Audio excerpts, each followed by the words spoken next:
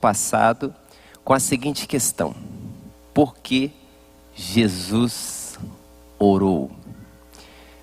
Já foi dito que ninguém viveu como Jesus viveu, porque ninguém orou como Jesus orou. Paulo vai nos dizer em 1 Tessalonicenses, capítulo 5, versículo de número 17, o seguinte: orai sem cessar. Se existe algo que todos nós realizamos constantemente para podermos sobreviver e subsistir, é respirar. E já houve quem dissesse que a oração é o oxigênio da alma. Então hoje, você que está chegando, vocês que estão aqui conosco, sejam muito bem-vindos à Escola de Sabedoria. Eu tenho certeza que esse encontro vai marcar a sua experiência cristã. Pega aí papel, pega caneta, lápis e vamos refletir na palavra de Deus. Efésios capítulo de número 6, versículo 17 a 18 é o texto base, é o texto introdutório da nossa reflexão de hoje. O propósito da oração. Você que está chegando, seja muito bem-vindo à Escola de Sabedoria. Aproveite esse ensejo e compartilhe. Não custa nada e é muito rápido. Compartilhe nas redes sociais, nos grupos de WhatsApp esse encontro e nos ajude a chegar ainda mais longe, levando a palavra de Deus. Uma palavra que sai da boca de Deus pode alterar rumos, reverter sentenças e mudar vidas. Jamais esqueça disso. Está escrito, Efésios 6, 17 a 18. Tomai também o capacete da salvação e a espada do Espírito, que é a palavra de Deus, com toda oração e súplica, orando em todo o tempo no Espírito, e para isto, vigiando com toda perseverança e súplica por todos os santos.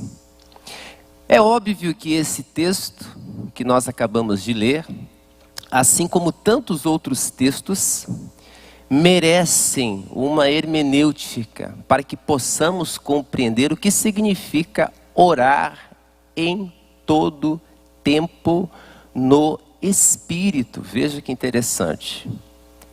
Isso faz correlação com 1 Tessalonicenses 5,17. O que não significa dizer que você deve estar em todo tempo verbalizando a sua oração de forma objetiva, onde você estiver, sem cessar no que diz respeito à oratória, à retórica, ao ato de falar. Não é essa conotação que o texto está querendo dizer e nem nos dá. Orar em todo tempo no Espírito significa a todo instante estar atento e alerta, como o próprio texto vai dizer, para isto vigiando. A possibilidade de diálogo ininterrupto com os céus, com Deus. E aí, é claro, entendendo oração a partir dessa perspectiva, é muito importante dizer que a forma como você ora pouco importa quando você compreendeu e entendeu que a sua alma deve estar a todo instante dobrada, circunflexa diante de Deus. Orar em todo tempo no Espírito não diz respeito à posição do corpo na hora ou no ato da oração, mas sim a dimensão e a forma como você se encontra diante de Deus. Porque quando a alma está de joelhos diante de Deus, a oração do corpo pouco importa. Então, orar em todo tempo é estar consciente dessa relação íntima que Deus deseja ter conosco.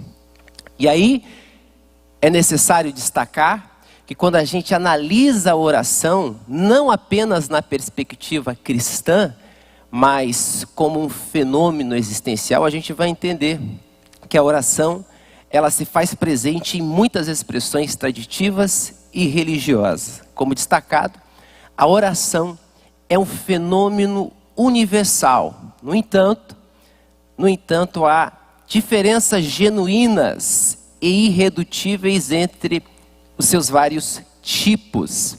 Do ponto de vista bíblico, o fenômeno quase universal da oração não surpreende. E não surpreende porque a Bíblia diz que todos, grave isso, todos os seres humanos são feitos à imagem de Deus. Gênesis 1, 26 e 27. E o que significa isso, pastor?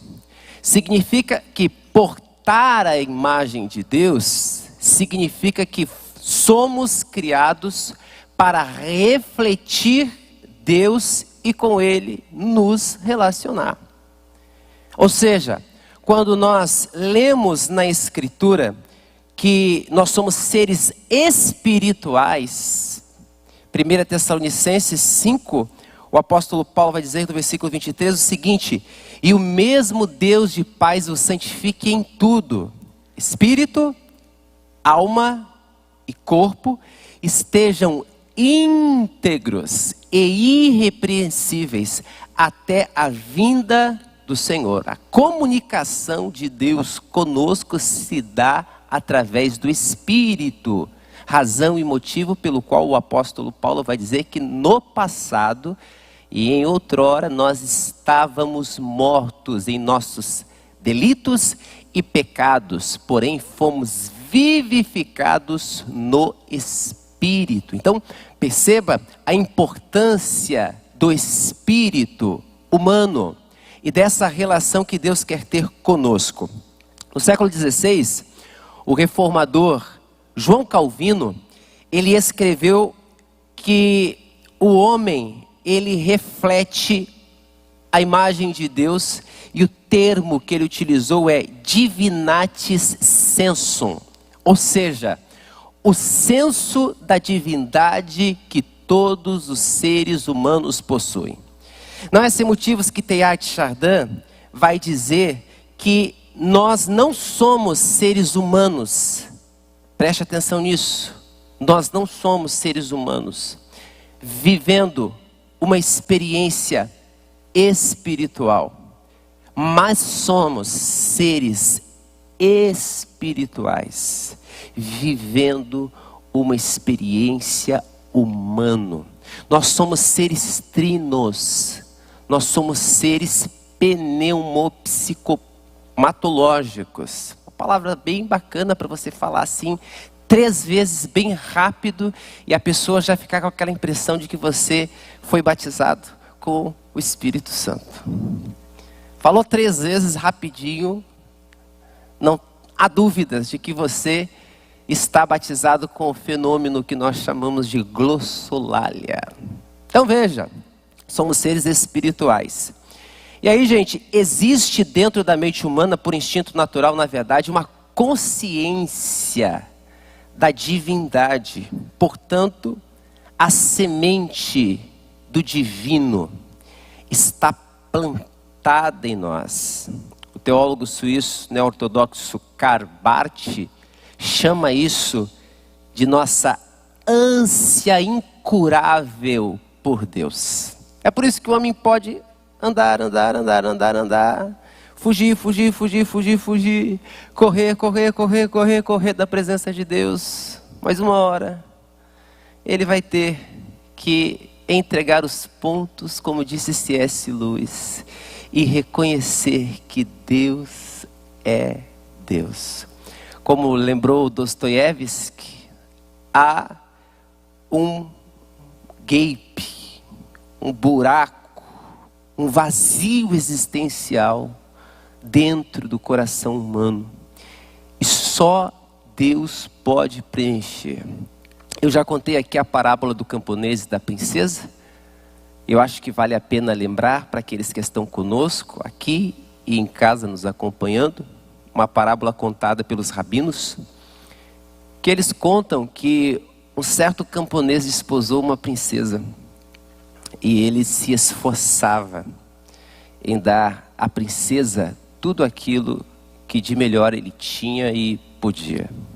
Porém, nada daquilo que ele fazia lhe era suficiente, porque a princesa era de origem real e já estava habituada aos luxos do palácio. Os rabinos fazem uma pausa e perguntam: quem é o camponês e quem é a princesa? É óbvio que as mais diferentes narrativas surgem no ato de decifrar essa parábola, mas eles concluem dizendo: o camponês da parábola é o mundo, a alma é a princesa. Por mais que o mundo se esforce e tente dar à alma tudo aquilo que de melhor ele possui e tem, nada lhe será suficiente, porque a nossa alma é de origem divina e só Deus pode lhe bastar.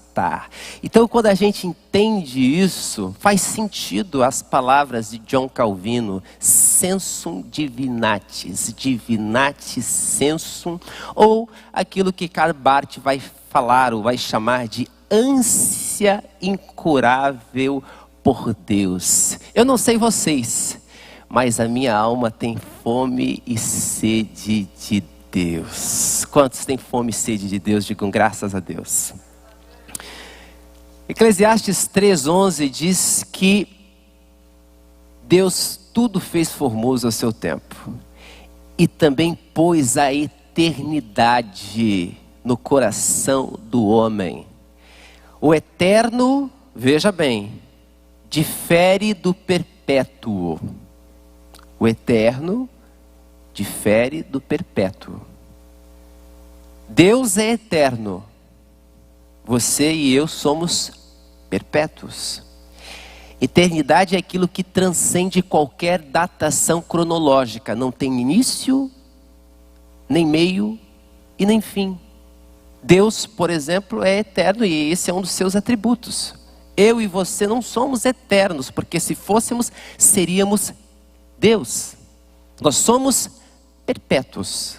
Ou seja, temos um início, mas não temos fim. Somos imortais. E é isso que também nos dignifica enquanto seres feitos à imagem de Deus, criados para Ele. Quando a gente observa a oração, gente, dentro das três grandes religiões monoteístas, o islamismo, o judaísmo e o cristianismo, a gente percebe que a oração constitui o cerne do que significa crer. Os muçulmanos, por exemplo, eles são chamados a orar 5 vezes ao dia. Salat é o termo utilizado para essa prática. Já os judeus, eles oram 3 vezes ao dia. A gente encontra, inclusive, na Escritura, homens, judeus piedosos, que tinham essa prática. Isso se tornou uma tradição. Daniel, por exemplo, orava. A Bíblia Sagrada, lá em Atos dos Apóstolos, capítulo 13, diz que os discípulos subiam ao templo para orar na hora 9.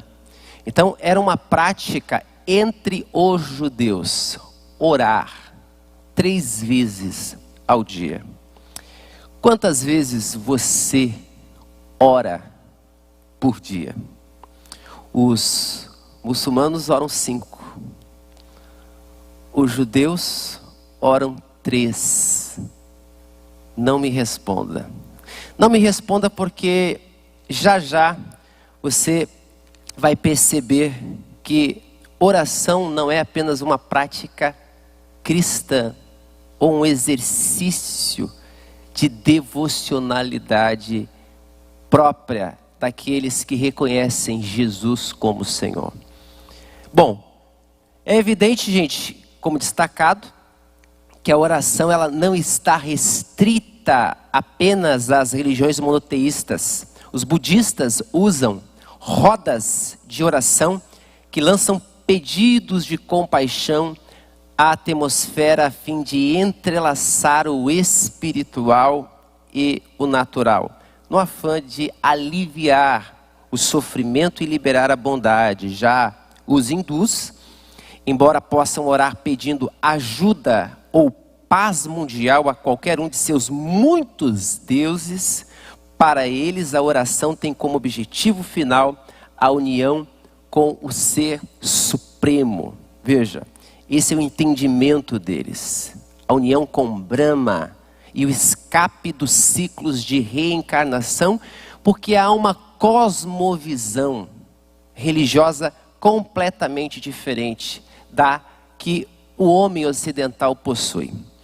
Para o homem oriental não existe ressurreição, mas sim reencarnação, porque estes partem da percepção de que a história ela é cíclica e de que tudo está num eterno retorno.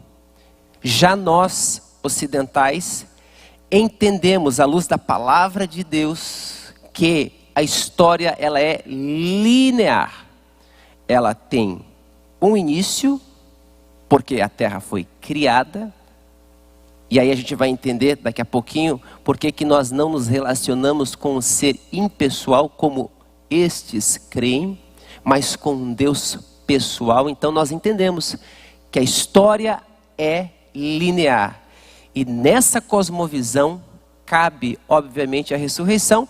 E é exatamente isso que Jesus, como nos diz Nikolai Berdyaev, vai fazer, respondendo às grandes tradições humanas. Jesus é a resposta da procura do coração humano, porque ele responde definitivamente a partir da sua ressurreição a grande questão humana. Ou seja, por causa da ressurreição de Jesus, eu sei de onde eu vim e eu sei para aonde eu vou.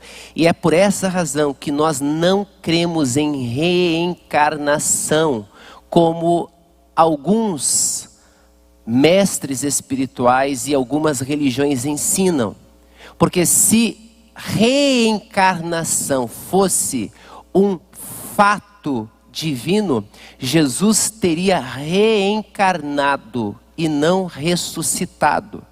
É por isso que está escrito em Hebreus 9:27, e aos homens está dado o direito de morrerem uma só vez, não várias vezes. Então nós não cremos em reencarnação, mas nós cremos em ressurreição. Ainda que esse tabernáculo terrestre se desfaça, o nosso corpo, santuário de Deus, um dia, por um milagre divino, ele vai se reconstituir pelo poder da palavra de Deus, e nós vamos estar com o corpo glorificado diante do Senhor. Quantos acreditam nisso? Aplaudam o nome do Senhor. Muito bem. Então, gente, a gente percebe que a oração ela é praticada em outras culturas, né? Os índios castores do sudoeste canadense, por exemplo, os índios pápagos do sudoeste americano oram por meio de cantos, servindo-se da poesia e da música como meio de orações que unificam o reino espiritual e o físico. Enfim, a oração é um dos fenômenos mais comuns da vida humana. Até pessoas, segura essa aí, até pessoas professadamente não religiosas às vezes oram. Estudos demonstram que em países secularizados, que a oração continua a ser praticada não só por aqueles que não têm nenhuma preferência religiosa, mas também por muitos daqueles que não acreditam em Deus. Olha só, um estudo de 2004 revelou que quase 30% dos ateus admitem orar às vezes.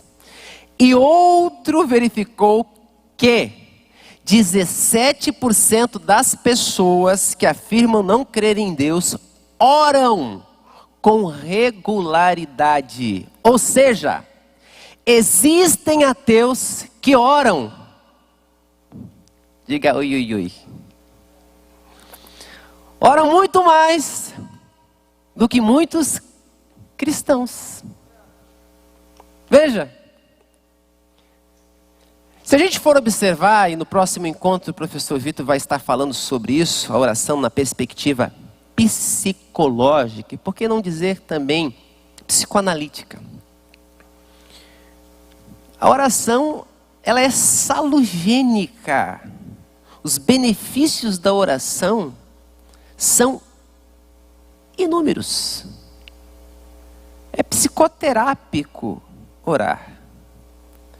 E a gente vai daqui a pouquinho entrar nessa dualidade da oração, oração profética e oração mística, para entender qual é a diferença de um tipo de oração que se mostra como profética e da oração que se mostra como mística. O estudioso italiano Giuseppe Giordano resumiu o seguinte: em quase todos os estudos da sociologia do comportamento religioso, é bastante visível que um percentual muito alto de pessoas declara orar todos os dias. E muitos dizem fazer isso várias vezes ao dia. Várias vezes ao dia. Então, pastor, isso significa então que todo mundo ora, né? Não, não significa que todo mundo ora. Há muita gente que não ora, mesmo em tempos difíceis e em situações limítrofes. Existem pessoas que não oram. E aí, de alguma forma, é interessante a gente perceber esse paradoxo. Porque, da mesma maneira que existem ateus, conforme as pesquisas mostram, que negando a existência de uma divindade oram, existem cristãos que afirmam categoricamente e catedraticamente que Deus existe, porém não oram. Então quem é mais ateu, afinal de contas? E aí me lembro da parábola dos 2 filhos contada por Jesus, em que o pai chama os 2 filhos para trabalhar na lavoura, e um disse que ia e não ia, e o que disse que ia não foi. E aí Jesus pergunta: qual destes agradou o pai? O que falou que ia, mas não foi? Ou o que disse que não ia e foi? Quem é que agrada a Deus, afinal de contas? Gente, não há dúvidas de que céu, como dizia Martinho Lutero, é um lugar de surpresas. Porque corremos o risco de não encontrar aquelas pessoas que nós jurávamos que lá estariam. E encontrar pessoas lá e dizer: My God, você por aqui? Porque existem coisas que a Deus pertence e só Ele vê e sabe. É por isso que ninguém pode julgar ninguém pela aparência. E essa é a lição que Deus nos dá quando Samuel entra na casa de Jessé. E essa é a lição que Deus nos dá. Nós somos especialistas, peritos na arte fenomenológica de julgar as coisas pela aparência. Mas Deus conhece o coração. Então, gente, essas são lições que a gente aprende quando a gente começa a observar isso. E é claro, A gente fala aqui em oração em situações limítrofes, mas não podemos ignorar que existem pessoas que, infelizmente, só buscam a Deus nesses termos. Quando tudo vai mal, quando tudo está dando errado, quando o casamento está à beira de um colapso, quando a empresa está prestes a falir, quando uma enfermidade incurável se abate no seio da família. Ó Deus, lembra-te de mim, Senhor, onde tu estás? Por que que tu permitiu que isso acontecesse? Muita gente faz aquela oração que o Papa Bento XVI fez em Auschwitz. Ó Deus, aonde tu estavas? E a resposta veio de um dos rabinos aqui do Brasil. Deus estava onde sempre esteve, esperando que os homens assumam a sua posição diante dele. A pergunta não é onde Deus estava, mas onde o Papa, disse o rabino, estava. Diga, ui, ui, ui. Então, gente, veja como é importante a gente entender isso. A oração é uma prática quase universal. Agora, a gente tem pesquisas que mostram, e aí é interessante, aqui no Brasil, é a única tribo existente do mundo. Tinha que ser no Brasil, né, gente? O Brasil é demais, o Brasil tem de tudo. Os Pirahãs é um grupo indígena, religioso, que acredita na não existência de um ser divino. Para eles não há nenhuma divindade. Eles não têm um mito de origem, como muitas tradições religiosas possuem. É um fenômeno tipicamente brasileiro. Os Pirahãs, uma tribo com menos de 500 indivíduos da floresta tropical amazônica. Mas, em contrapartida, se verificou entre eles, mesmo eles dando-se por satisfeitos em viver sem Deus, religião ou qualquer autoridade política, verificou-se, por exemplo, a crença em espíritos entre eles. E aí eu me lembro de Nikolai Berdyaev novamente, quando ele vai dizer que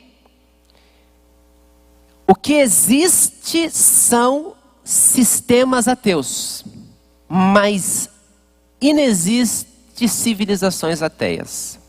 Se você pegar a historiografia humana, você vai encontrar sistemas ateus, mas não vai encontrar civilizações ateias. Como destaca Mircea Eliade, o homem arreligioso em estado puro, até mesmo nas sociedades dessacralizadas, é um fenômeno raríssimo. O que nos leva a entender que somos homo-religiosos também. E aí existem, obviamente, disputas de narrativas entre o binômio cultura e natureza. Nós já nascemos religiosos ou o próprio meio social é que vai nos dar esse imprinting? É claro que o social, de alguma maneira, vai influenciar. Mas se a gente parte da perspectiva divinati sensum, proposta por John Calvino no século XVI, e por essa ânsia incurável de Deus de Karl Barth, fica claro que em nós há o zoe de Deus, a natureza, Gênesis 1:20, criacionistas.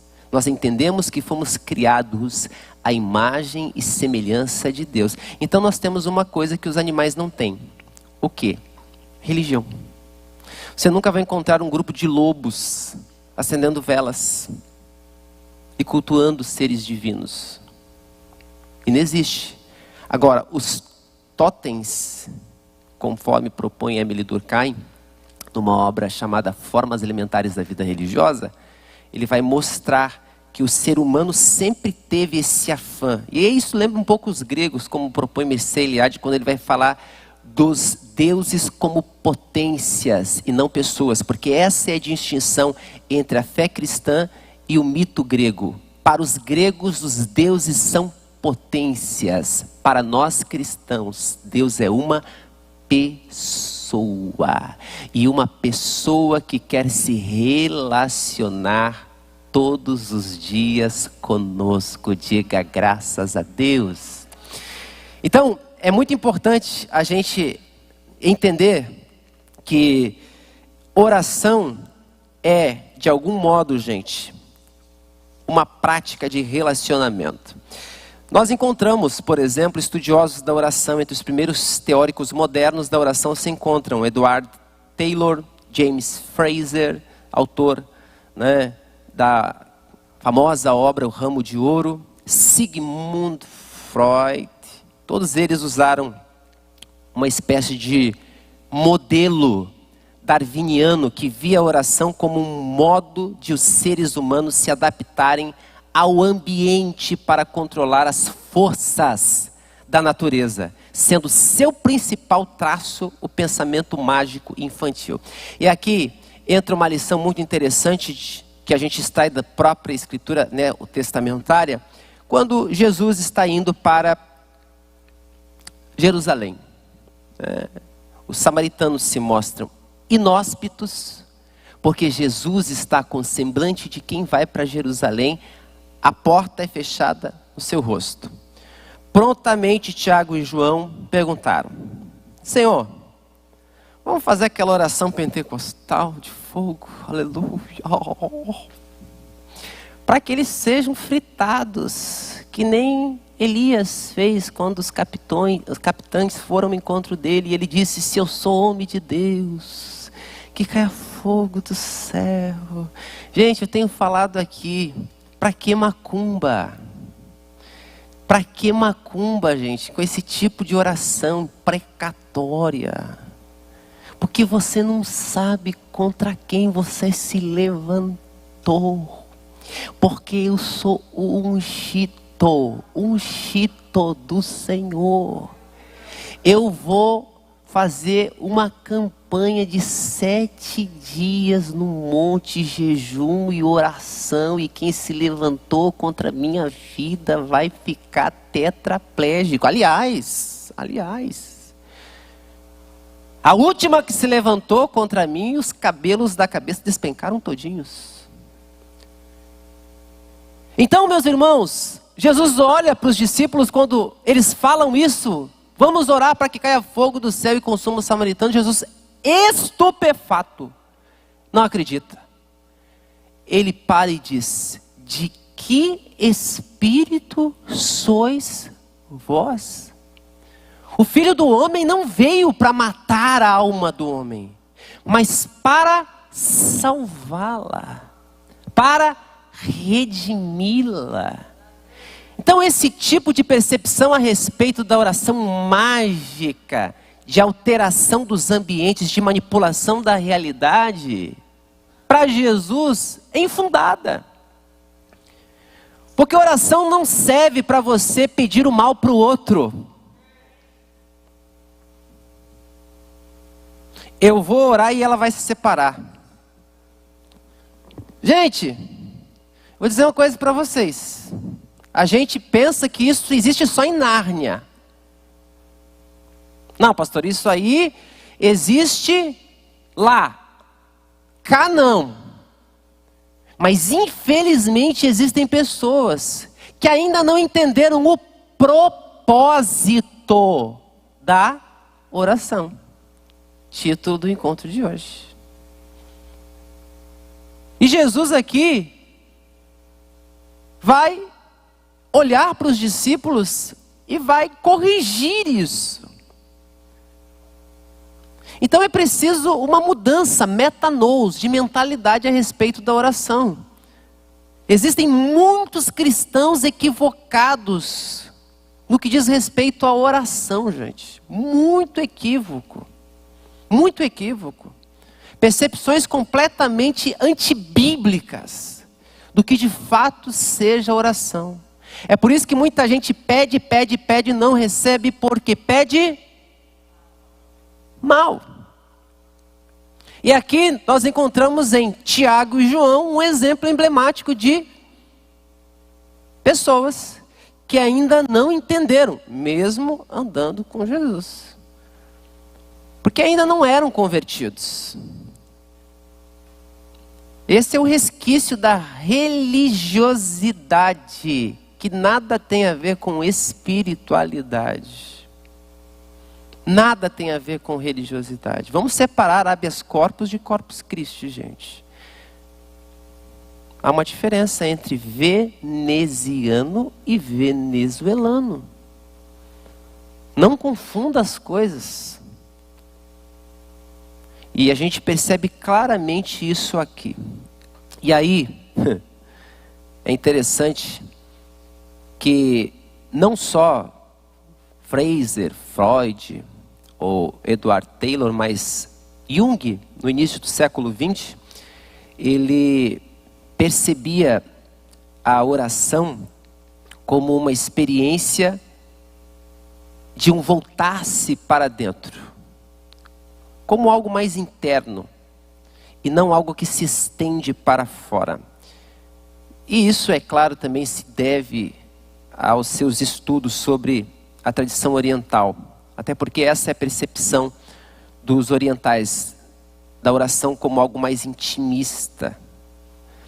Só que, pegando essa perspectiva de oração, ratificada por Jung, nós temos um problema aqui. E o problema é o mesmo já problematizado por Immanuel Kant, que escreve uma obra chamada A Religião Dentro dos Limites da Razão. Ou seja, Kant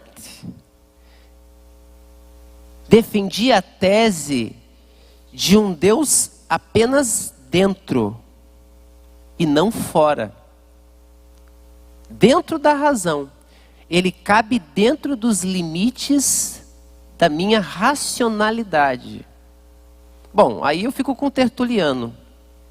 Creio porque é absurdo. Porque um Deus que cabe dentro dos limites da minha racionalidade é um Deus codificável. É um Deus que a minha psique consegue decifrar. Se a minha psique consegue decifrar o infinito, o eterno, então não é Deus. Simples assim. Você consegue colocar dentro de um copo d'água todas as águas dos mares e dos oceanos? Copo d'água e as águas dos mares e dos oceanos, que representa a sabedoria, a grandeza divina. Não. Tentar compreender Deus é uma tarefa impossível. A razão jamais vai conseguir capturar, como disse Rubem Alves. Deus não é peixe para ser capturado pelas malhas da nossa filosofia e da nossa teologia. Mas Deus é vento. É vento. Então eu posso ter impressões de Deus, mas jamais comportar a totalidade do divino dentro dos limites da razão. Esse foi o grande equívoco de Immanuel Kant e de muitos orientais que tentam prender Deus dentro do homem. Deus, obviamente, está dentro de nós, em nós, mas Ele também está fora de nós. E aí entra a questão do encontro com Deus pessoal. Porque o problema dessa tese é que se Deus é impessoal, como ensinam as religiões orientais, o amor, algo que só pode acontecer entre duas ou mais pessoas, seria uma mera ilusão. Podemos ir além e afirmar que, mesmo se Deus fosse apenas unipessoal, escute isso, não haveria como o amor ter surgido até Deus começar a criar outras coisas. Significaria que, em essência, Deus seria mais poder do que amor. O amor então não seria tão importante quanto o poder. E a gente percebe isso, por exemplo, na doutrina cristã da Trindade, gente, que nos mostra a relação de amor entre três pessoas que se amam. E isso, de alguma maneira, está como princípio protológico em Gênesis, quando a Escritura vai dizer: façamos o homem a nossa imagem e semelhança. Não está escrito farei, mas está escrito façamos, no plural. Façamos o homem a nossa imagem e semelhança. Essa relação entre as três pessoas, existe um Deus, essa é a perspectiva cristã. Não cremos em triteísmo, nós não somos triteístas, nós somos trinitários. Há uma diferença, anote isso. Há uma diferença entre triteísmo e trinitarianismo. É errado você dizer: eu creio em Deus Pai, Deus Filho e Deus Espírito Santo. Porque se você afirma isso, você está dizendo que existem três deuses: Deus Pai, Deus Filho.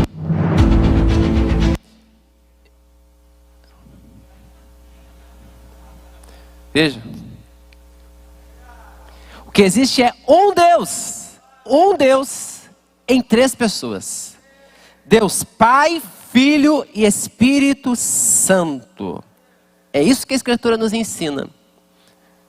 Jesus, por exemplo, é Deus. Por mais que tradições religiosas de expressão global tentem negar isso. E aí a gente vai perceber, por exemplo, o fundamento cristológico dessa narrativa em João 17,5, na oração sacerdotal. Olha o que Jesus vai dizer quando ele vai orar, né? Ele vai falar da glória que ele tinha com o Pai antes que o mundo existisse. Por isso que Paulo vai dizer que Jesus, sendo Deus, não usou com usurpação ser igual a Deus. João 1:1, no princípio era o Verbo era Deus, estava com Deus e se fez carne e habitou entre nós. Jesus diz: eu e o Pai somos um. Quando foram prender Jesus, Jesus vai dizer: antes que Abraão existisse, eu sou. E os judeus pegaram pedra para apedrejá-lo, porque diziam que ele se dizia ser Deus. Então isso está muito claro nas Escrituras Sagradas. E esse encontro pessoal é fundamental. Então, dentro da Trindade, desde a eternidade, existe comunicação. Isto é, oração, por meio de palavras. Porque, gente, oração e comunicação e oração é sinônimo. Deus quer relacionar-se conosco. E a gente se relaciona com Deus por meio da palavra. O Pai fala com o Filho fala com o Pai e o Filho falam com o Espírito. Em João 17 nós temos um vislumbre desse falar na oração de Jesus a seu Pai. Veja, qual é a oração de Jesus? Olha que tremenda a oração de Jesus, gente. O que Jesus vai orar lá em João 17? Pai, não peço para que os tire do mundo, mas para que os livre do mal. E aí a gente encontra cristãos eremitas em pleno século 21 que querem evadir do mundo, se esquecendo que foram chamados para ser sal da terra e luz do mundo. Porque sal dentro do saleiro para nada serve. Nós fomos chamados para ser tempero existencial, dar sabor à vida do outro. Dá para colocar você na panela da vida, ou você é um ser indigesto, intragável, insuportável, e indigerível, salgado. Porque existem duas perspectivas a respeito do ente religioso nessa questão. O insonso, que não tem sal, e o salgado. Gente, o religioso geralmente é salgado. Sabe, é aquele tipo de pessoa que quando você vê ela na rua, você faz uma oração em espírito. Pai, livra-me, que ele não me veja. Você atravessa a rua fazendo oração. Fecha os olhos dele, para que ele não me contemple. Que é o salgado, é o extremo, é o excesso, é o intragável, é o indigerível, é o insuportável. E tem pessoas assim, chatas. Diga ui, ui, ui. Sabe aquele crente chato que quer empurrar Jesus a goela abaixo de todo mundo, botando todo mundo no inferno. Eu vejo um capeta, eu vejo um demônio com chifre, tridente, sabe? Demoniza tudo. Também é um pouco de infantilidade. Porque não ama a palavra de Deus. E a gente vai perceber o impacto da palavra de Deus, inclusive na oração. Inclusive na oração. E existe aquele que é insonso, que é o indiferente. É o indiferente. Tanto fez como tanto faz. É um morno. E nesse sentido, gente, a Escritura diz lá em Apocalipse: porquanto não foras nem frio, nem quente, mas quem é que aprecia um delicioso chá morno? Pastor, meu hobby é chá morno. Eu amo chá morno, pastor. Café então nem se fala. Tem que ser, mas morno, pastor. Adoro chá morno. Ninguém curte o morno. Então está na hora de você sair de cima do muro, meu irmão. Está na hora de você se posicionar diante de Deus. Diga amém. E fazer jus ao que Deus nos ensina através da sua palavra. Então, gente, quando a gente entende as palavras de Jesus, nós vamos perceber, veja bem, peço para que não os tire do mundo, mas para que os livre do mal. Jesus orou. Então, quando alguém chegar para você e dizer que, sabe, você não pode negar a eficácia da oração de Jesus, amém? Nenhuma palavra humana, nenhuma, é maior do que a palavra de Jesus liberada sobre a sua vida. Se algum pastor amaldiçoou a sua vida, eu digo aqui, ó, olha para cá, firma aqui. Você é um bruxo, você não é um pastor. Você é um bruxo, você não é pastor. Porque Jesus orou dizendo: Pai, peço para que não os tire do mundo, mas para que os livre do mal. Eu estou guardado de todo mal, você está guardado de todo mal. Aplauda o nome de Jesus. Simples assim. Pode dormir tranquilo, meu irmão. Pode dormir tranquilo. Porque nenhum encantamento, nenhuma praga vai te alcançar. Jesus já orou por mim e orou por você. E tem mais, o Espírito Santo intercede por nós com gemidos inexprimíveis. Eu tenho oração de Jesus sobre a minha vida, eu tenho oração do Espírito Santo sobre a minha vida, os anjos do Senhor acampam ao meu redor. Então, meu irmão, eu estou guardado, escondido nele. Quem está escondido nele, aplauda o nome do Senhor. Bom, dito isso, gente, essa oração que Jesus faz é uma oração profética. Há uma diferença entre a oração profética e a oração mística. E eu, infelizmente, eu não vou poder entrar hoje nessa seara da oração mística versus a oração profética. Eu vou deixar vocês com um gostinho, né, a respeito disso. Mas eu poderia entrar, mas o tempo não vai me permitir. Então, eu vou falar aqui, porque eu tenho apenas alguns minutos, sobre a importância da revelação em nós e do encontro com Deus por meio da sua palavra. Bom, o fato é que a oração é uma experiência que se dá por meio de Deus. Isto é, eu oro a Deus porque Deus um dia quis se revelar a mim. É por meio da revelação que eu conheço quem Deus é. Eugene Peterson, ele nos lembra e eu quero que você preste muita atenção nisso aqui para que você entenda a lógica disso. Como aprendemos a linguagem muito cedo na vida, nós não temos, diz Eugene Peterson, nenhuma lembrança do processo. Por isso, imaginamos que tomamos a iniciativa de aprender a falar. Mas não é assim que acontece.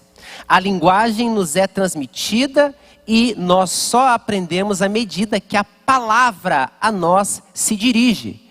Desde o nascimento, por exemplo, somos imersos em um mar de linguagem. E depois disso, obviamente, pouco a pouco, sílaba por sílaba, palavra por palavra, nós vamos adquirindo a capacidade de responder.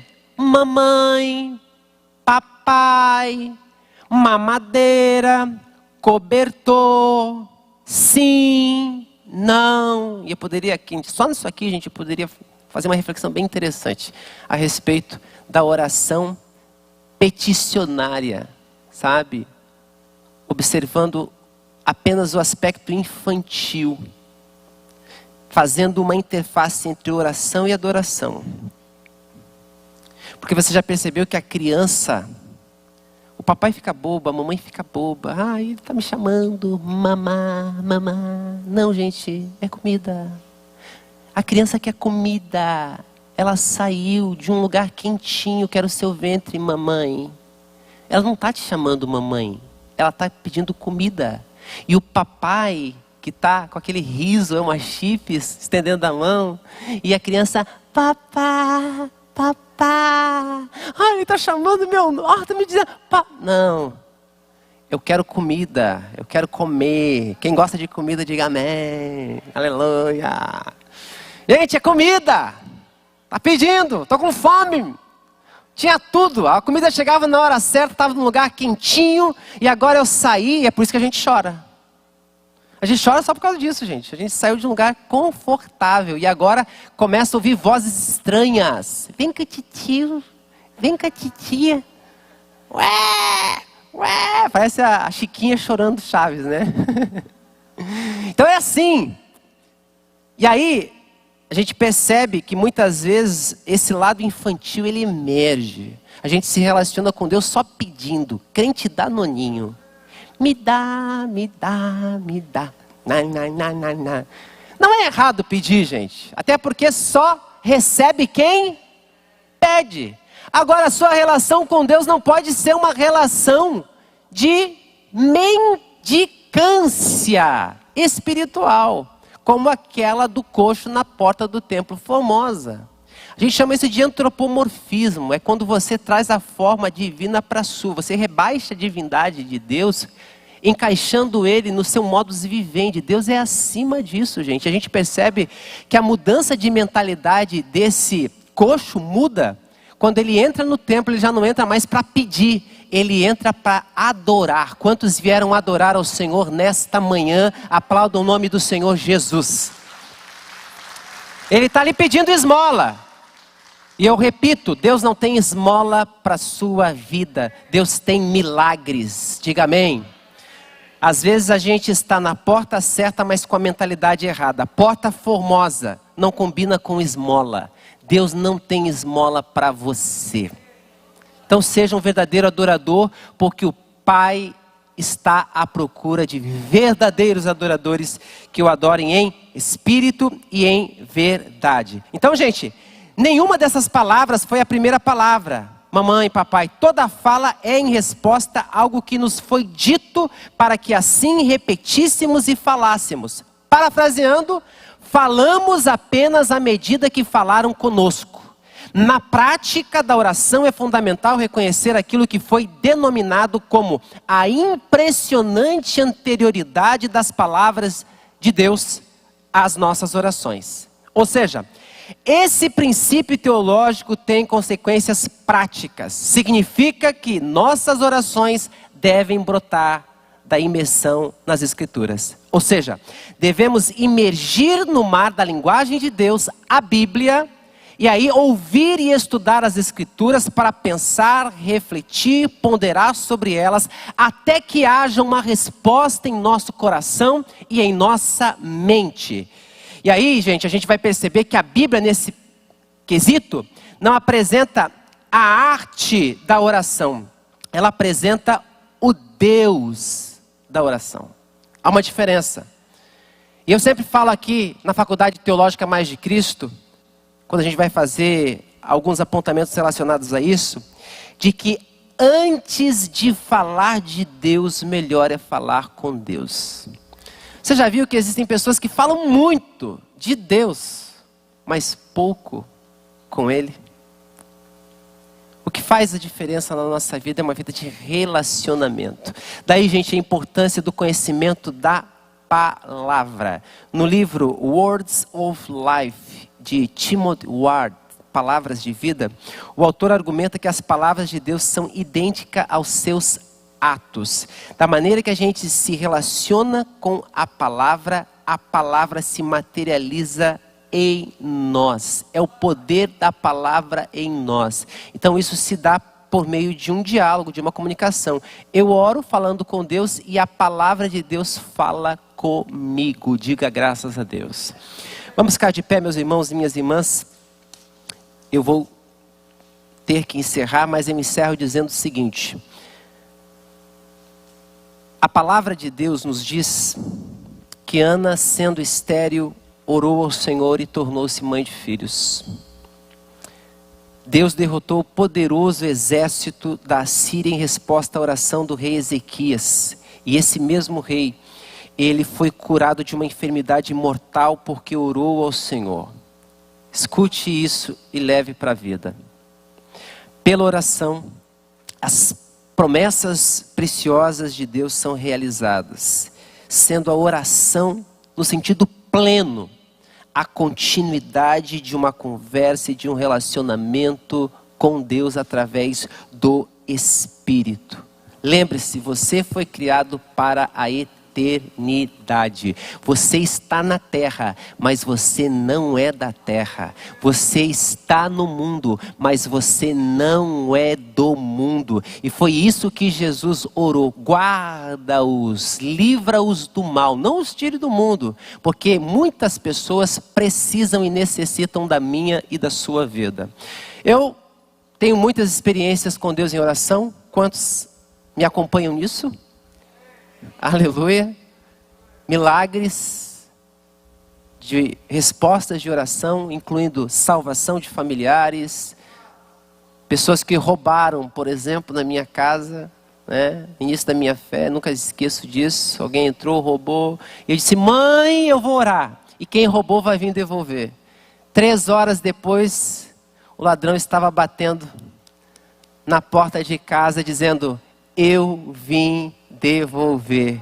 E alguém embasbacado com o olho arregalado dizendo: é a primeira vez que eu vejo alguém roubar. Ei, Deus não mudou. Vale a pena conversar com Ele. Vamos conversar com Deus? Levante as suas mãos aos céus. Pai, nós queremos te adorar nessa manhã e te engrandecer pelo privilégio que o Senhor nos dá de refletir sobre a sua palavra. Que a oração seja o oxigênio da nossa alma, que tenhamos fome e sede da sua presença, que a sua presença seja o absoluto da nossa vida. Abençoa cada um dos teus filhos que aqui estão nesta manhã, que é uma manhã de adoração. É o que eu te peço em nome de Jesus. Aplauda o Senhor. E até domingo que vem, professor Vitor falando da importância da oração a partir da psicologia. Deus vos abençoe.